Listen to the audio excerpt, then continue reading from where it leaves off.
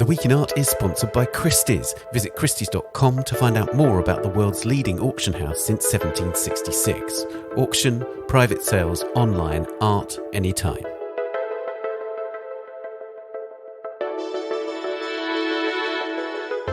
Hello, it's The Week in Art. I'm Ben Luke. This week, protest and performance at the Performa Biennial in New York, the fight for the identity of the UK's National Trust, and Hans Holbein in London.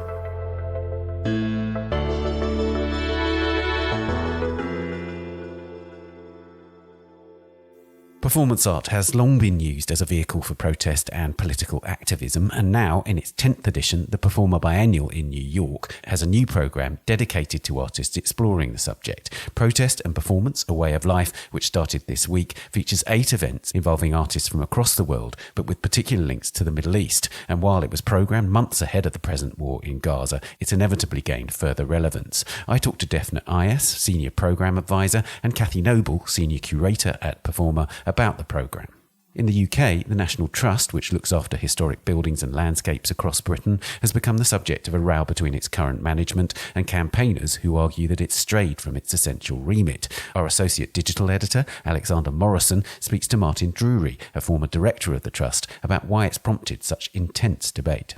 And this episode's Work of the Week is Hans Holbein the Younger's portrait of Derich Born from 1533, a newly restored painting that features in an exhibition at the Queen's Gallery in Buckingham Palace in London, the home of the UK's royal collection.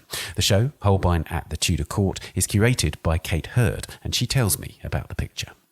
On theartnewspaper.com, you can access our latest subscription offer. Get a subscription to the Art Newspaper with full digital access for £1, $1 or €1 for 3 months. Do also subscribe to this podcast wherever you're listening and to our sister podcast, A Brush With. And do leave us a rating or review on Apple Podcasts. Now, the 10th edition of the Performa Biennial in New York focuses, as ever, on the latest developments in global performance art, but it's the first iteration of Performa to feature a section dedicated specifically to protest and performance. It includes 8 events that began this week and continue to 19th of November, involving artists from across the world, but with a particular focus on those from the Middle East, including artists from Lebanon, Turkey and Iran, among others. It was programmed long before Hamas's murderous attacks that killed 1,400 people in Israel and the Israeli retaliation that has killed more than 10,000 Palestinian people so far, according to the Gaza Health Ministry, and displaced more than 1 million others. As I record this, officials and diplomats are negotiating a days-long ceasefire in exchange for the release of hostages to allow increasingly urgent humanitarian aid to the Palestinian people in Gaza. Meanwhile, governments in the UK and Europe are attempting to curb pro-Palestinian marches. So how will Performa respond to these events? I spoke to the programme's curators, Defne Ayas and Kathy Noble. Kathy, we're about to see the first ever protest and performance series within Performa. Why now? What's important about doing something on protest within this programme today? I mean, Defne and I started conceiving this programme quite a while ago. So it's almost like slightly prescient given what's happening in the world right now. When we began talking about it, we were kind of thinking about 2 things. One, there's a very rich history, obviously, of artists working with protest and activism as a medium. And that's deeply runs through the 20th century, through 60s, 70s, up until the present day. So that's always been like very at the core of what artists are doing. And Performa always does look at things historically.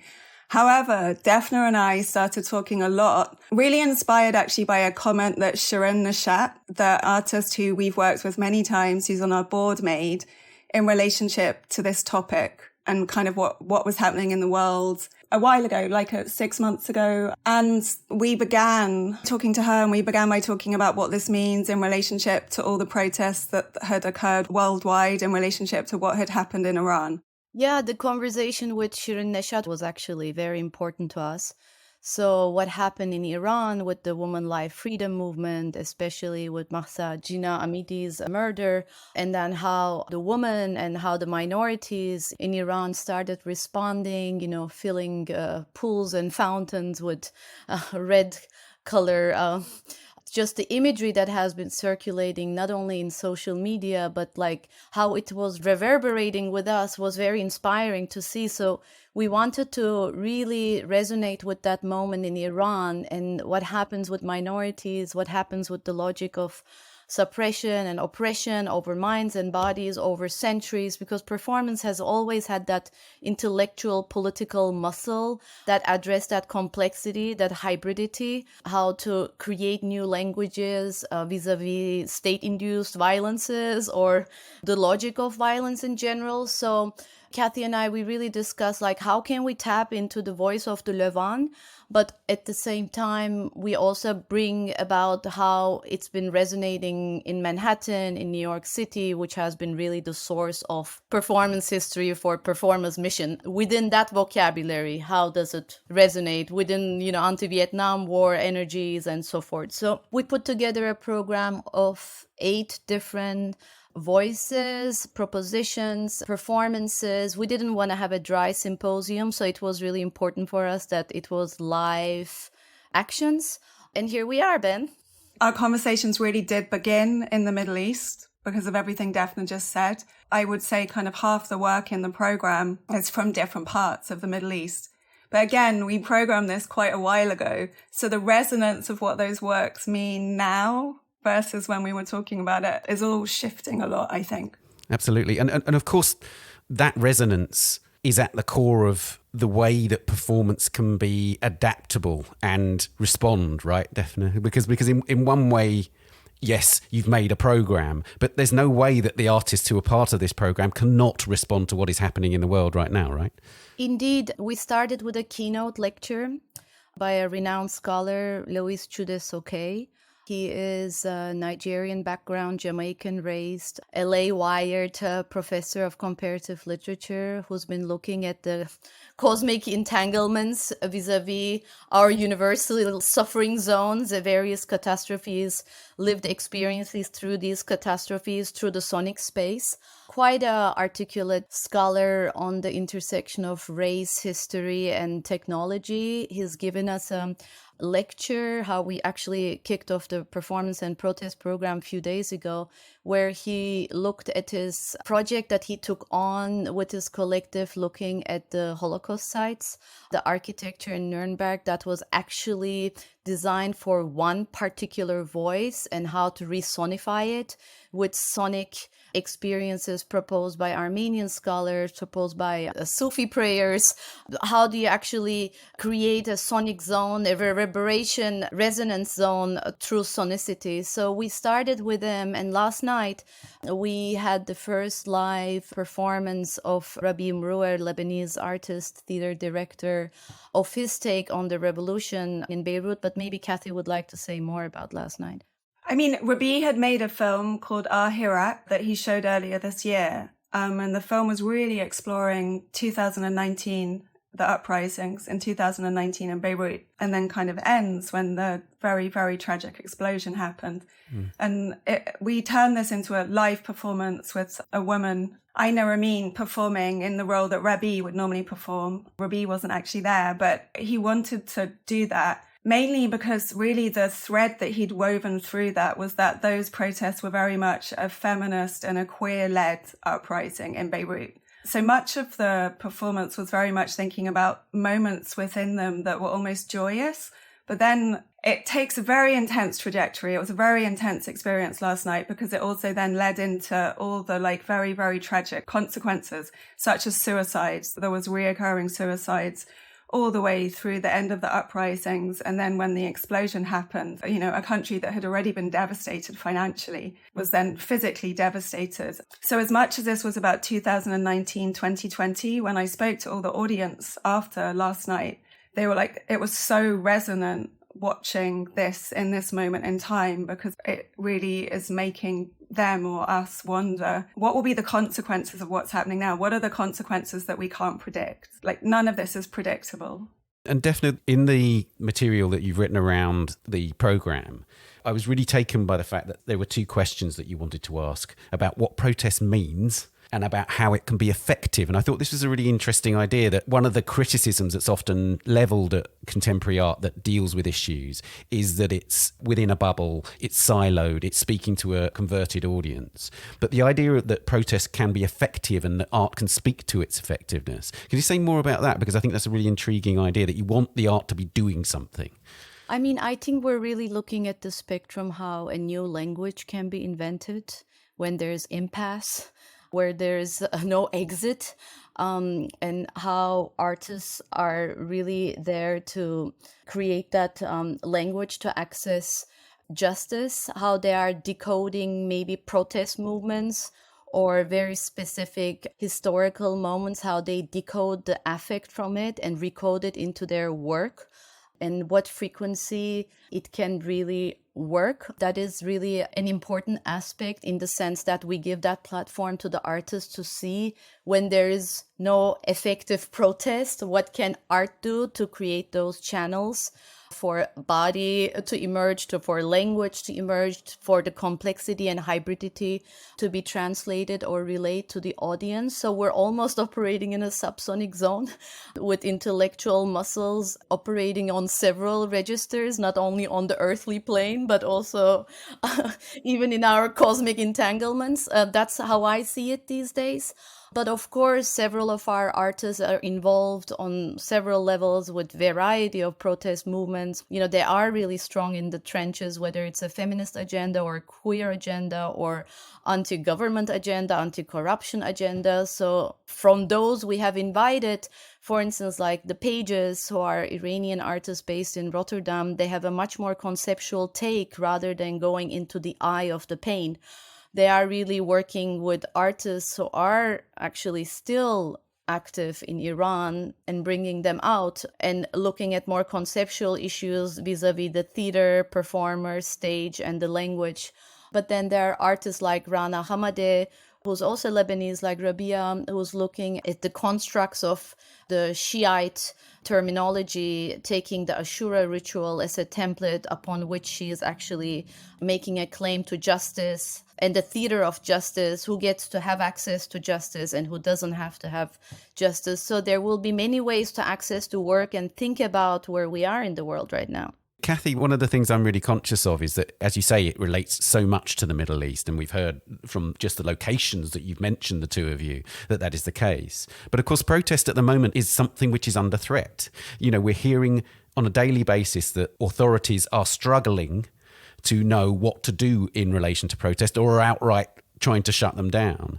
Is that something which this programme can activate too, a questioning around the fact that protest itself is threatened and protest itself is challenged by governments, and importantly in the global north as well as elsewhere in the world? I think in a way it's almost challenged everywhere at the moment. I think a lot of people right now almost feel as if they can't have a voice, or they don't have a voice, or if they have their voice will be the wrong voice and they'll be told off. I mean, I'm thinking of the art world in particular, but generally everything is incredibly polarized, and there's vast pressures coming from slightly murky, unknown sources all over the place.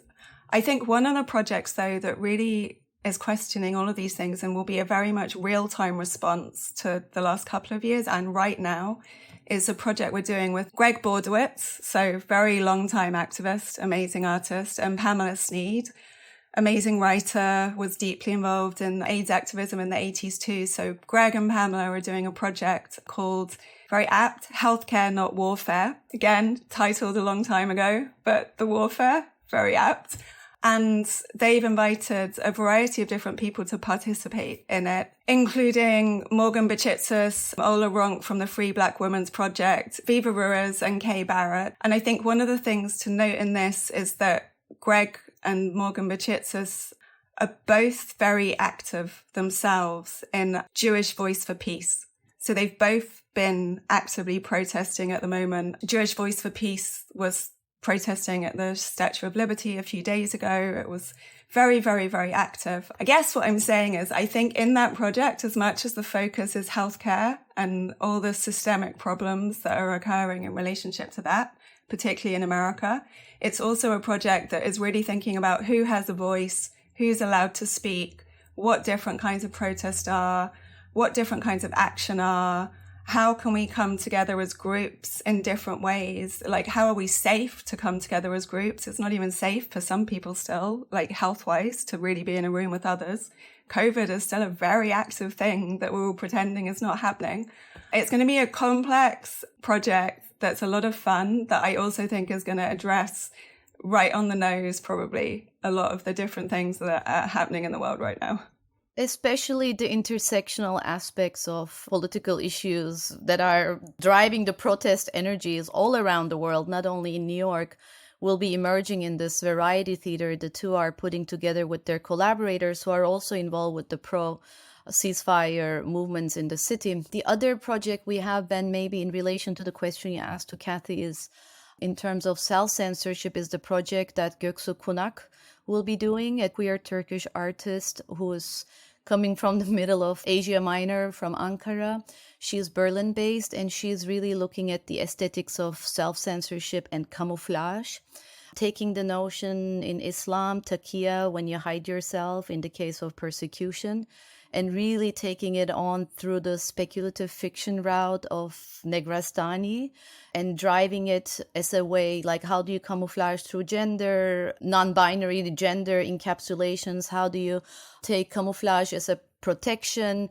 How do you work with language as camouflage methods? So she is actually really addressing exactly what you asked through that work in a very live, dynamic, provocative way. She just got her visa, so she's on her way. We look forward to her performance this one. I think so much of what we're doing really is actually saying who has a voice, who's allowed to have a voice, how can they have a voice, how can they have this voice, whether it's in public, whether it's in a room, whether it's something that they do very privately. Yeah. All of these things, I think, constitute protest. And of course, in the art world at the moment, there is a certain amount of concern among artists about the art world being a safe space for that voice, right, Defne? And in the sense that whatever we think of the original letter that was published in Art Forum, and the Art Forum's editor has lost his job because of a letter that was published, which he didn't write.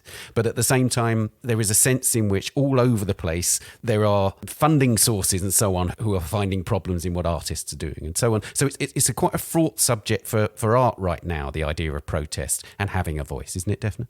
Yeah, the undoing of 20th century through what we're experiencing in the region is very real. It's a very complex geopolitical, asymmetrical time that cannot be only reduced to binaries. In my opinion, we need to really create space for beyond the binary positions. That's what our work has always been in the past decades I've been in this field. I, as a curator, would like to move beyond cultural wars and political retaliations. Yes, we are going through a Cold War renaissance, but at the essence, we need to create the platforms that we are and preserve the platforms that we are as spaces where the multiplicity of voices can be expressed. And that's really the heart and the essence of everything we're doing through this program, as well as at Performa. Well, Kathy and Defne, thank you so much for joining us on the podcast. Thank you for having us. Thank you.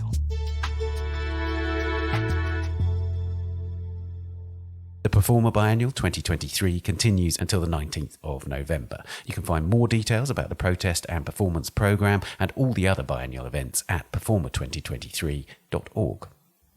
Coming up, the National Trust row and a Hans Holbein portrait. That's after this week's news bulletin. First, a roundup of news relating to the war in Gaza. The artists Nicholas Galanin and Merritt Johnson have withdrawn a work from an exhibition of contemporary Native American art at the National Gallery of Art in Washington, D.C., in protest at the US government's military aid to Israel. Meanwhile, the exhibition Death, Life's Greatest Mystery at the Royal Ontario Museum in Canada reopened last Friday after it was closed because of an overnight sit-in by a Palestinian American artist who successfully reversed what she called the museum's censorship and alteration of her work after certain words in the piece, including Palestine, were questioned by the museum. Also last Friday, in London, it emerged that the word Gaza had been spray-painted onto the Wiener Holocaust Library in London, the world's oldest cultural institution dedicated to the memory of the Holocaust. The library's director, Toby Simpson, said that to lash out against Israel by targeting a Holocaust institution is not only stupid and wrong, it's an action that can only make sense to anti-Semites and their enablers.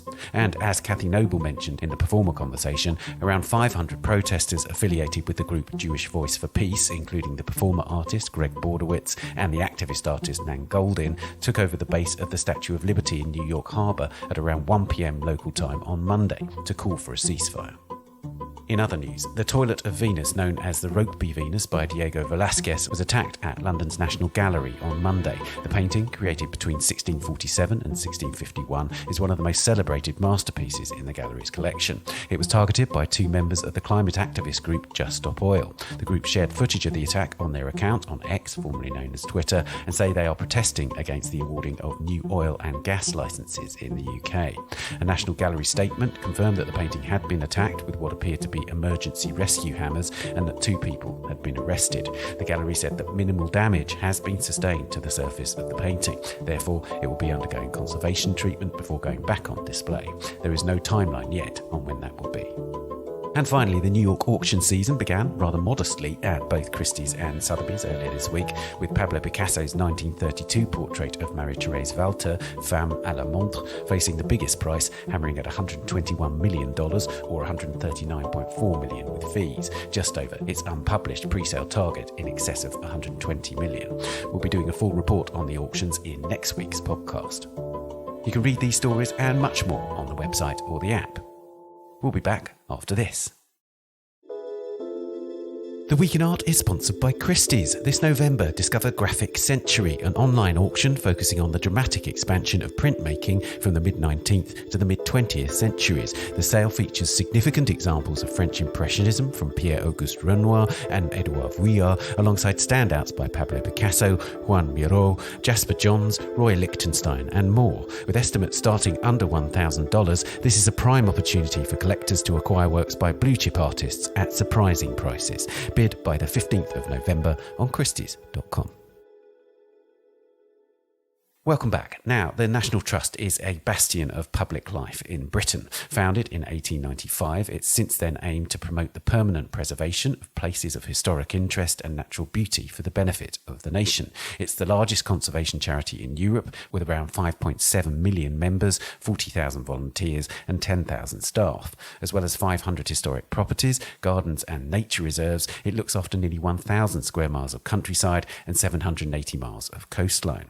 But since 2020, with the release of the interim report on the connections between colonialism and properties now in the care of the National Trust, including links with historic slavery, it's been at the heart of the UK's culture wars. An obscurely funded organisation called Restore Trust emerged in 2021, seeking to ensure the National Trust's focus and priorities are driven, quote, solely by its noble mandate, rather than what it describes as modish, divisive ideologies. In other words, its engagement with progressive causes and ideas, including LGBTQ initiatives, the report on colonialism and slavery, and its response to the climate emergency.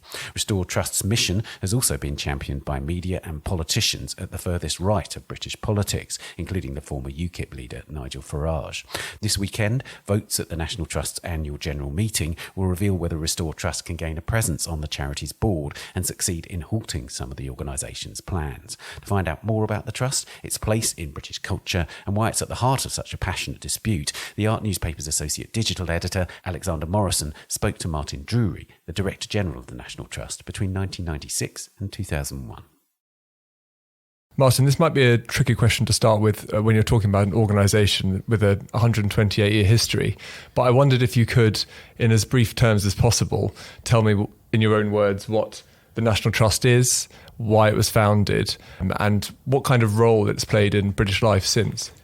Well, it was founded by three visionary people towards the end of their careers, which had been devoted to quite different walks of life. One was a housing reformer, Octavia Hill, who's the best known, and she had been looking for somewhere where the people whose housing conditions she had greatly reformed could go by right during their leisure hours, weekends, on Sundays really, to breathe fresh air and move around freely without feeling that anyone was going to stop them doing so. The other person was a far-reaching parson from the Lake District who was much influenced by Ruskin. He'd been at Oxford when Ruskin was very influential there, and his ambition was to, indeed his life had been spent keeping the railways out of the Lake District. He was a sort of heir of Wordsworth in that sense. And the third was a man who was the technician, the engineer of the three, Robert Hunter, who was a lawyer and who'd won his spurs preventing commons from being built over in the 1860s, and that experience was hugely useful when it came to bonding with these three under the auspices of the fourth founder, who's the then Duke of Westminster, who got them together by drafting an Act of Parliament which is really the secret of the success of the National Trust. The National Trust has been successful because of the Act, which gave it the power to declare property inalienable, an extraordinary power, borrowed actually from America, which most people don't know, and secondly, that it's independent of government, and that's why really the National Trust has survived. So those are the three founders. Because of this gift of being able to declare things inalienable, it's been used by benign forces in all sorts of fields to achieve their ends. So very early on, scientists became interested in the National Trust because the land was disappearing. The fens, for example, were being drained, and a group of scientists from Cambridge, discovering that this organisation could preserve places, indeed was obliged to do so once they'd accepted a gift, banded together and gave the National Trust a bit of Wicken Fen, which we've been keeping wet for the last 128 years. I think it came in 1903 or something like that. When the roads came, when cars came, there was a fear that rural England was being spoiled and villages were being spoiled and they were being suburbanised, and so a surprising number of villages were given to the National Trust in the 20s and 30s. Meanwhile, it had been doing what Octavia Hill funded it to do, which was to acquire open spaces, mostly quite small areas of land in those days for people to breathe fresh air and enjoy themselves. And then in 1934, as a result of a speech Lord Lothian made, who just inherited several large country houses, it got into country houses as a result of a second act. So gradually it's gathered support from a wide spectrum of interests, and that's its great and extraordinary strength. It's unique in the world. There are other national trusts, but only one of them has all the distinctive things that the National Trust has, and rather surprisingly that's in Italy. It's unique in the world and hugely successful, and the envy of the world. When I was, my last years when I was Director General, indeed before that, I was always being asked to go abroad to tell other countries how they could have a national trust. So I don't know what it was like before I joined. When I joined in 1973, there were 300,000 members, which seems quite a lot then, but it was nothing to compare with the nearly 6 million it is now. There was certainly great enthusiasm internally, and the members are always very keen. Indeed, that was the beginnings of the members' associations, what we used to call National Trust Centres, was about that time in the 70s.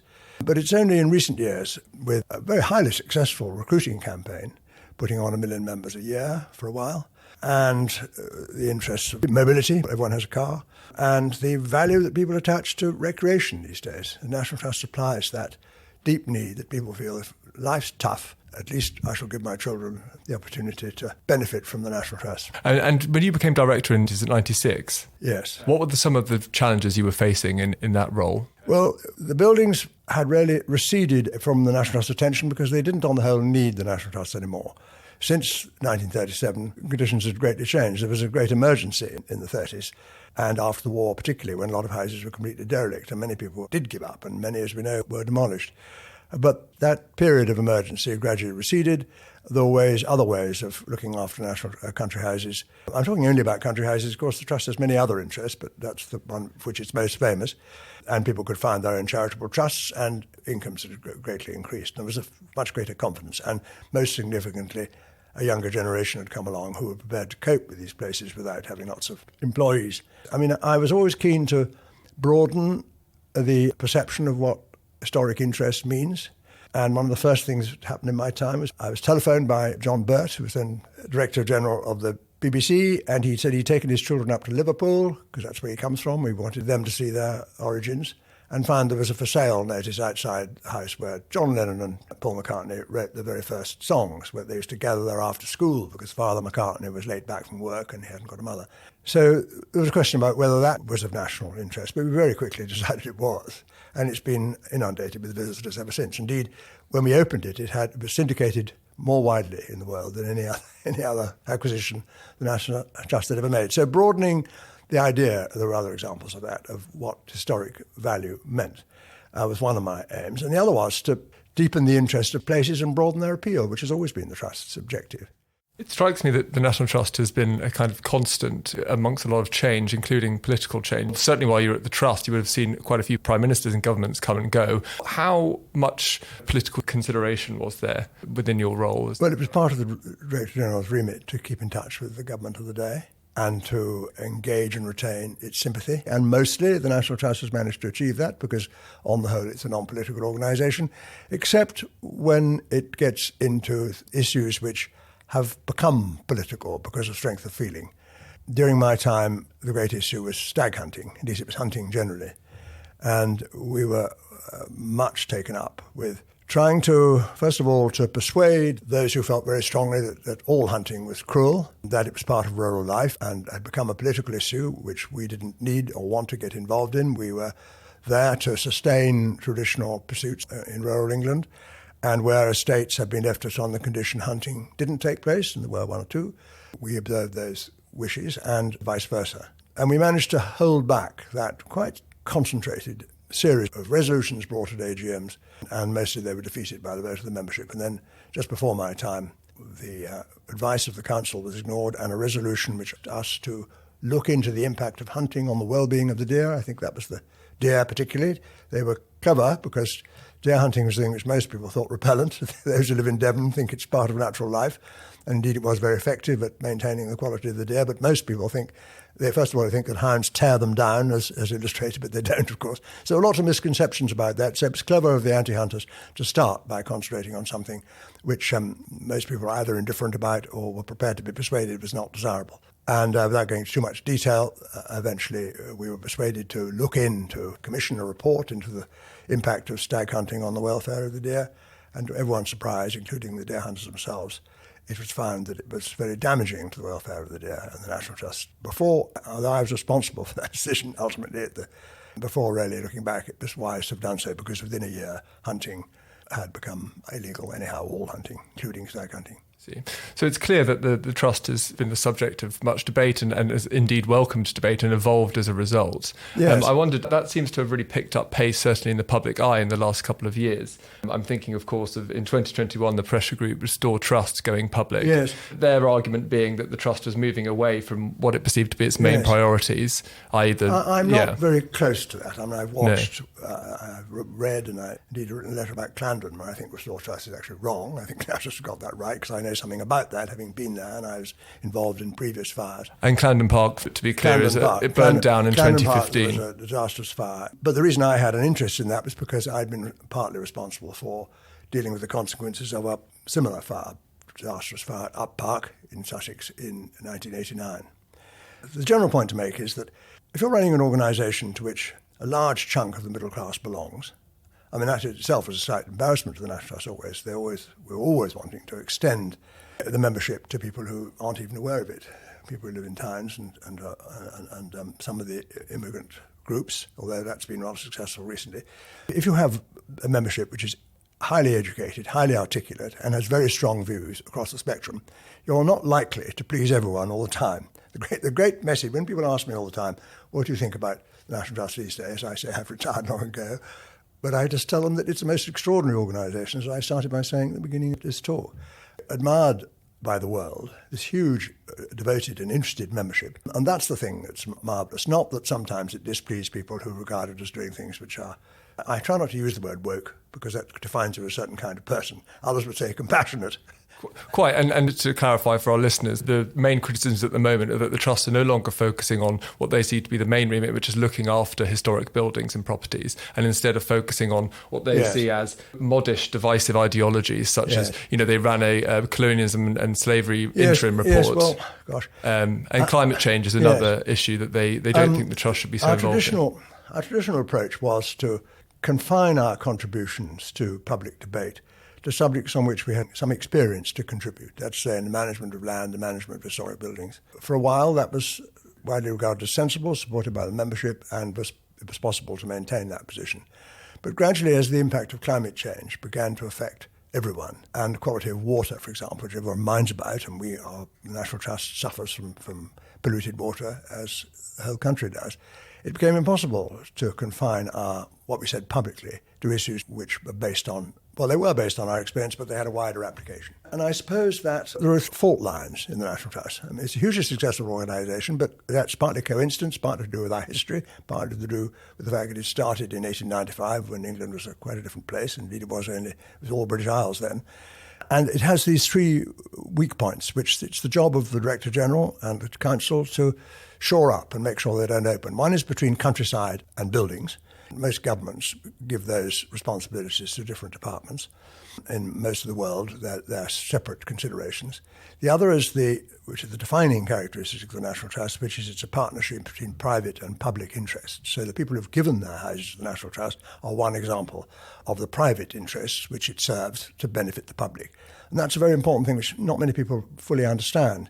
And we're independent of government, so people contribute, give us money, and that's from private people. It's supported by private people hugely. We get all sorts of benefits from the government as well, tax benefits and grants which are available to everyone, are also available to us. And the third is the potential fault line between the institution, the National Trust itself, and the properties which the institution is founded to protect and promote and look after. And all the staff of the National Trust tend to be idealistic people. They tend to be people who are fired with the desire to make the world a better place. They tend to be quite young, and they get younger and younger. They're much younger than they were when I joined. When I joined, some of the staff had been running regions since the war, so there was a kind of internal stability which matched the pace of country life. And actually, the National Trust now moves faster than the pace of country life because people change jobs, as they do everywhere, every 5 years or so. From what you're saying, it sounds like the National Trust has been evolving that way, hiring younger people. And in that way, and just coming back to the idea of it following its remit, it is in a way responsible for looking after not just properties but land, and also thinking about how we interpret history, the changing nature of... Where I was going was that the interests of the National Trust are that membership should be spread as widely as possible to as wide a variety of people as possible, all ages, all social origins and so on. And the interests of the properties are that they should be carefully looked after and maintained forever. And sometimes those two clash. And the people who feel passionately about extending the remit of the National Trust, the idealistic people, sometimes aren't walking exactly parallel with those who want to make sure that Sissinghurst, for example, doesn't get wrecked by too many feet. It's an inherent problem. There was years ago a man called Bailey, who was chairman of the National Trust in the 30s, said that there was always a tension between conservation, he didn't call it that then, preservation, I think he called it, and access. But in the end, preservation has to prevail, because without preservation there could be no access. It's a key thing in the National Trust to be managed, and those two interests, they're complementary but different groups of people. I see. And of course, as the Trust grows to become the second largest membership organisation in the UK, as you say, over 5 million members, it also has a responsibility to cater for that wider audience. So beyond, of course, the middle classes that you were referring to earlier. And it also has a responsibility to cater for the histories and interests of those people. So do you think that assessing the histories of buildings that have been there for a long time, in fact, makes total sense and in fact should be a responsibility of the Trust to some extent? I do. Yeah. I think the Trust had a duty, always has a duty, to research and make available the results of its research into the history of its properties. And that paper, which was linked, of course, with Black Lives Matter, I suppose it was indirectly a result of that, was an entirely responsible thing to do. It was unfortunate that it was published at the time when so many staff were being laid off because of COVID, which is bad luck or bad timing. I think I won't say any more about that, but I think it was entirely responsible to do that. And the fact that the press picked out slightly silly criticisms of famous people in order to shock, really, was unfortunate, but it didn't, to my mind, make it an irresponsible thing to do. One other thing that Restore Trust, but also generally has been a conversation point in the press lately, has been the way that the Trust is managed and run. There are conversations about the fact that the power lies in the hands of a few, and that the volunteers who have been such a core part of the organisation for so long are being kind of sidelined. What's your perception of that? I frankly don't know about that. I have no idea. How much has it changed? All I can say is that looking back over my 60 years since I joined, the volunteer element has greatly increased. There were always volunteers showing the houses, standing in the rooms, and room stewards as they're called. I remember the first volunteers working in a garden were at Wimpole, around about 2000. So the volunteer element has greatly increased. As to where the power lies, this is a kind of cyclical thing. There was a great movement, indeed it was the members' wish, to push power out to the regions and to give regions authority to make decisions which at that time were felt to be centralised. And in my time, I think you could sum up that principle by saying that the regions were self-sufficient, except for they need certain things from the centre: policy, money, and expert advice, some expert advice. Quite a lot of the day-to-day managing of the properties was knowledge to achieve that was in the regions.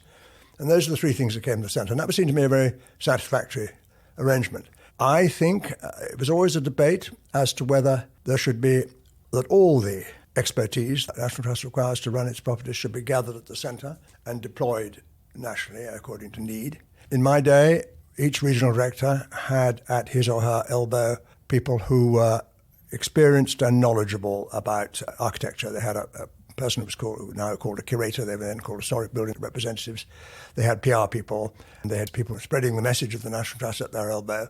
And personally, I think that was a better arrangement than the present one, because, apart from anything else, because representatives where I sprung from, I started life as a representative, so I obviously have views on that discipline. Are now called curators, which has a kind of a connotation which doesn't really describe the job, because what actually they are curators of places. And when they were standing at the elbow of the regional director, who was the person then in charge of the region, they were able to give advice on all aspects of his responsibility for looking after those places. So you needed much wider knowledge than narrow curatorship implies. There are many people who work for the Trust, and I do have that wide knowledge. So, in short, and just that one point, I think that in those days, it was always thought to be head office, but nobody ever was pleased with head office. Head office is always criticised. We did a staff survey in my time, and everyone said they were very proud to work for the National Trust, and 99% had job satisfaction. When they were asked about the people they worked for, they thought, well, the people they worked for were terrific. What about the people above that? They haven't a clue what we're doing. They're completely... So anyone beyond the person who have a personal relationship is always regarded as out of touch. I think that's the people who conducted that survey thought it was rather bad. I thought it was rather a good thing, that people had such passion for their work that they actually never really felt they were properly appreciated. That's how it came across, which of course is bad news, but they were appreciated by the people they were working with. And the Trust is very much appreciated. I was reading this 71% approval rate, and the same figure believe that the Trust are a force for good, which is something that the BBC on something like -8%. So it shows that the public appreciation for the Trust is very much still there. That's why it's such fun for the press. Yes. Particularly the art newspaper, of course, to make fun of the National Trust and to pretend that it's in a terrible crisis, which it does the whole time. Talking about that press eruption that seems to have taken place recently, do you think it says something about the times we're in that, I mean, even a small-ish group, this Restore Trust supposedly have something like 40,000 supporters. They have big political figures behind them. I mean, Nigel Farage, Jacob Rees-Mogg, and, one of the councillors they're putting forward for this weekend's AGM is Lord Sumption, who obviously has a very decorated background as a Supreme Court judge. Do you think that the level of debate around what seems to be a storm in a teacup issue says something about where we are with our national institutions? I think what it mostly says is people care very much about the National Trust. People mind about it. And if they mind about it, they want it to be as much like them as possible. Indeed, everyone wants to really be in charge. And you can't please nearly 6 million people. I think that's what it says. I mean, I'm interested about that statistic. I didn't know it was 71% approval. It doesn't surprise me. That was always the case. But I think that the two things are related. I think that the constant feeling by people that somehow it doesn't understand what I'm interested in, or it's being deflected into things that are irrelevant, it's a symptom of minding very much. This weekend is a big moment for the Trust, as every AGM seems to be. Where do you think, judging on the current situation, the organisation is heading in the months and years to come? Is there a resolution to the current debates that you can see, or is this a kind of inevitability? I mean, I'm not close enough to predict that with any authority. But if history is anything to go by, there have been 3 or 4 of these sort of apparent crises in my memory of the National Trust, and eventually they've all faded away. Hunting, I must say, always rumbles on because there are so many aspects to that. But we were once attacked by CND in the 80s for allowing underground bunker to be extended. That was very worrying for us because it seemed to have happened without consultation, so we learnt from that experience. The Trust always learns from these bouts of criticism, and I'm sure it's learning now from the experience of these people who are all, of course, good people, and they believe in the National Trust. They just don't think it's the National Trust that they want. Thank you very much, Martin. This has been fascinating. Thank you. Thank you very much for asking me.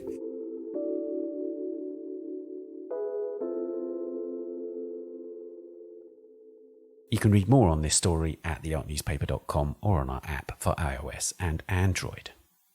And finally, it's time for the Work of the Week. A new exhibition, Holbein at the Tudor Court at the Queen's Gallery in Buckingham Palace, features the remarkable holdings of Hans Holbein the Younger in the UK's Royal Collection. The show includes magnificent drawings and miniatures, as well as a host of paintings made across Holbein's 2 stays in England, the first between 1526 and 1528, and the second from 1532 until his death in 1543. Among them is Holbein's newly restored portrait of Derich Born, made at the start of that second period in England. I went to the Queen's Gallery to talk to Kate Hurd, the curator of the exhibition, about the work, and you can see a picture of it on the Art Newspaper's Instagram and on the web story for this episode. Kate, Holbein was back in England. He'd gone back to Basel for a little while. Why did he go back to Basel, and why did he then come back to England? We're not entirely certain why he went back to Basel. There are all sorts of theories. He had a wife and children there in the city. He was threatened with losing his Basel citizenship, which would have been precious to him, so he may well have gone back for that. He may also have gone back because Albrecht Dürer had just died, and you wonder if he was looking for the potential in the wake of Dürer's death. So there might have been a market for him. Absolutely. I was going to say, it wasn't because he was mourning the death of a great artist, it was because he was seeing a potential opportunity. I think he saw an opening, maybe. Yes, it's just a possibility. How interesting. But anyway, he comes back to England nevertheless. Tell us what happens when he gets here. When he gets here, he continues to gain commissions, and quite fast. We know one of the earliest commissions he gained was for a merchant of the Steelyard, which is a painting which is on display in the exhibition, with a letter he's holding dated in 1532, which gives us Holbein back in London. And in 1533, he was commissioned to paint Derich Born, another of the Steelyard merchants. So he seems to step back into a thriving practice. Tell us a bit more about the Steelyard. It doesn't exist in London anymore because there's a great big station where it used to be, right, in the city. Absolutely. It was an enclosed trading community with special privileges. It was the Hanseatic League, which was a league of German merchant towns, and they were able to trade in London with these special privileges granted by the monarch, and they did that all from the Steelyard, which was where they lived, but also they had a communal hall there, and it was where they traded from. And the power of the Hanseatic League can't be overestimated, really, can it? Because they were hugely powerful in their time. They were, and it was partly because they were banding together as a sort of trading corporation, as it were, so they had a huge sway across Northern Europe, really. Right. OK, so let's talk about the particular individual that we're facing, a guy called Derich Born. What do we know about him? We know that he was a merchant in the Steelyard. We know quite a bit about him from Holbein's painting because Holbein tells us his name, tells us his age, 23, in 1533. We know that he traded in England in 1536. He was supplying metal to the King's Armourer. We know that he left in 1541 because he entered a dispute with the Duke of Suffolk. Duke of Suffolk is one of the most powerful men in the country. You don't want to do that. Then we find him in Antwerp in various trade deals, and he's last recorded in Cologne in 1549, still complaining about the fact that he was expelled from the Steelyard after falling out with the Duke of Suffolk. Is there evidence of the way Holbein interacted with his patrons like Derich Born and others? Because obviously if he is making so many portraits of the members of the Hanseatic League in the Steelyard, do we have any indication of the interaction between them? Fascinatingly, none at all. The only record of a sitting is the 3-hour sitting Christina of Denmark gave Holbein. Otherwise, we know absolutely nothing. Everything we tell is from the works in front of us, so it's fascinating. But of course, I guess a key factor is that, yes, they're very wealthy people and therefore they are a means of employment for Holbein, but of course they're Germans, so he would have been speaking his own language and so on. Absolutely, and there may also have been a merchant connection because we know that he hung around in Antwerp before coming to England. So he may have found the merchant community who were making money, who wanted to express their status, express their success and wealth. He may have found that a very ready market for his portraits. Let's zoom in on the portrait itself then. He's a very handsome chap, isn't he? He seems very proud of his handsome features. He does, absolutely. He sits, he looks directly at you, he's turning his head to look at you, and he's leaning on that balustrade in front of him with that really relaxed, elegant air. He really commands the space. He does, and he's got very chiselled cheekbones, and we know from recent conservation, don't we, that Holbein really worked at these. He did. This has been absolutely thrilling. It's been a really fascinating project to watch. We know from a long conservation project that was undertaken by the paintings conservation team at Royal Collection Trust that he was originally much chubbier, and Holbein has refined and refined and refined his cheekbones, refined his jawline, refined also his hair and his shoulders to create that image you see today. Would that have been entirely at the artist's discretion, or might Derich Born have been involved in those decisions? Again, we have no evidence. We wonder whether Holbein was asked by Derich Born to change it, but you see Holbein in all his paintings refining and refining and refining. He's never make do. He's always make better and better and better until he gets it the best he can. And of course he's meeting our gaze, isn't he? And that's an important factor. I mean, and mostly full face. So there's a sort of an intensity about the way that we're engaging with him. It is a very intense portrait, and if you look at the portraits around the exhibition, and there are a number of portraits on display, you can see how Holbein really positions his sitter really, really carefully. He's always thinking about the interaction between the viewer and the sitter and how the sitter's portrayed. And of course, in some of his portraits, Holbein doesn't make them look at us. They're often looking out of the portrait and perhaps thinking of their ambitions or their political machinations or whatever. But this is different to that. There is a sense in which he wants us to connect. He does absolutely look at us. I mean, one of my favourite drawings in the exhibition is a man called John Points, and he's turned to look over his shoulder and really high above his head. And when you look, Holbein has sketched the clothing in really quickly. When you start to think about it, you realise Points would not have been able to hold that pose for very long. It would have been really uncomfortable. So you're there with them, seeing Holbein sketching as fast as he can. So yes, absolutely, he poses them in all sorts of different ways. A rather wonderful quote from Hilary Mantel said about these, that they were sort of mugshots taken by a genius. I think he is a genius. I mean, he's one of the great artists of the 16th century, and he was known at the time for making his figures seem lifelike, and that's what that inscription on Derich Born tells us. If he only had a voice, it would be Derich. All this image lacks is a voice to appear alive, which is an incredible talent. We mentioned Dürer earlier on, and that quote actually relates to one very similar quote on a portrait by Dürer, is that correct? It is a piece of praise about Dürer that was published in a book that was illustrated with reused woodcuts by Holbein, so Holbein may have known it. And again, you wonder if he's positioning himself as the next Dürer. That's it, you're almost saying I can match him. Absolutely, yes. Let's talk about the background of the portrait. Because one of the things that, of course, when Holbein came to England, I think the first task he was given was to paint sets, to paint backgrounds. And his backgrounds are particularly refined and beautiful, aren't they, obviously?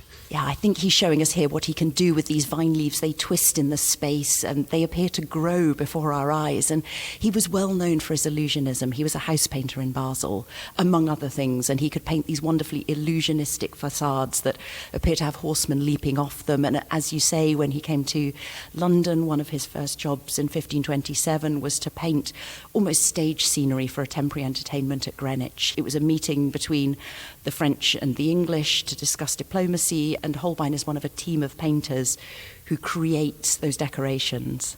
Of course, one of the great things about Holbein, as well as capturing the incredible lifelikeness and liveliness of the sitters, is his attention to fabric. And you have that here. In reproduction, you cannot see this. So this is another reason for people to come and see this painting, isn't it? It's incredible. I spend a lot of time just standing and looking really, really closely at that black fabric. It is just different black fabrics, but they all have the most incredible textures. You get sheen, you get satin, you get fur, and then you look at the white of his linen and how it's a very thin fabric and it's sort of flowing out from his collar. It's the most incredible depiction, and this has really come out in this conservation project. You really see that afresh. And that wonderfully, you get the drawing that Holbein is so famous for in that collar, don't you? Because you see the little lines that are defining the fabric. You do. You see the blackwork embroidery around his collar, and that's absolutely fascinating. It's as if it was there. It's not just Derich Born that appears alive. That looks like a piece of fabric before you. You can almost hear it rustle. You can. The conservation project that you mentioned was done when the painting was on loan to the Getty. It happened during the COVID period, and so there was quite a lot of delays and things like that, but it finally got done. Absolutely. The conservation was undertaken in collaboration and with the support of the Getty Conservation Institute. The painting travelled to Los Angeles for their wonderful show Holbein Capturing Character. And as part of that, the conservation was started and it was analysed with the scientific resources of the Institute in Los Angeles. And some wonderful things came out of that. Those wonderful sort of imaging techniques which allow us to see below the surface of the paint using only cameras. It was fantastic. And the painting was done on two panels, and you can just see that actually when you go up really close to the painting, can't you? You can see there's a sort of line down the middle of it. But intriguingly, more paint in that area was revealed through the conservation. Is that right? Yeah, this has been absolutely thrilling. Holbein painted it on two panels that join right down the centre of Derich Born's face. And that panel had been misaligned and realigned in the 18th century. And whoever had done that had done it as well as they could and had put filler in over Holbein's original paint, and then filler had been added to that filler over the centuries. So this was the opportunity, very, very carefully under the microscope, to remove some of that later filler and some of the overpaint and to reveal Holbein's original paint underneath. How lovely. I mean, that was where the Getty Conservation Resources came in, the ability to see what was underneath, to really understand how that project was possible. Now, we'll end in a way on a sad note, which is Derich Born's fate, because we don't really know what happened to him. Is that right? No, he was last recorded in 1549, complaining about his expulsion in Cologne. And after that, we don't know. I mean, he was aged 23 in 1533. He can't have been very old. He may have gone on for some time after that and just not appeared in the records. So in the 16th century, you've got to encounter a record to be recorded. You know, something has to be written down. He may well have been going on to a grand old age. We just don't know. But one senses that this might have been his finest hour. I think certainly he's a confident young man. I think, though, he might be looking at the potential before him. He's looking at a wonderful future, and this portrait's going to sort of set him in good stead as he goes on to make more and more deals and become more and more successful. Kate, thank you so much. It's a pleasure.